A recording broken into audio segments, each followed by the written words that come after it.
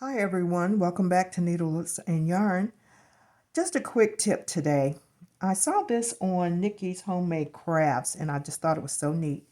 We've all have been there where we've had to crochet a long chain and then join with a slip stitch and have the dreaded situation of possible twisting. So what we're going to do today is learn how to make sure that our chain doesn't twist.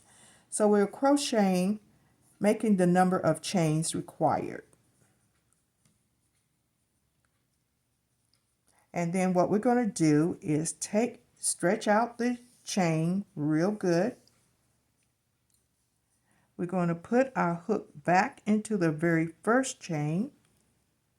Put it back into the chain in which we were making.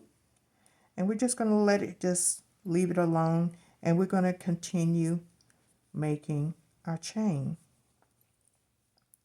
Whatever the required number is, we're just going to continue. We're going to continue with that. This is great when you have a long chain to make. 60, 80 chains and concerned about it twisting. Well, this prevents that. So you're chaining the number of chains. You reach that number. And now what you're going to do is simply do the slip stitch. And there you go. Voila. An untwisted chain, folks. Isn't that neat? Thank you for stopping in. See you in the next video. Don't forget to like and subscribe. Bye-bye.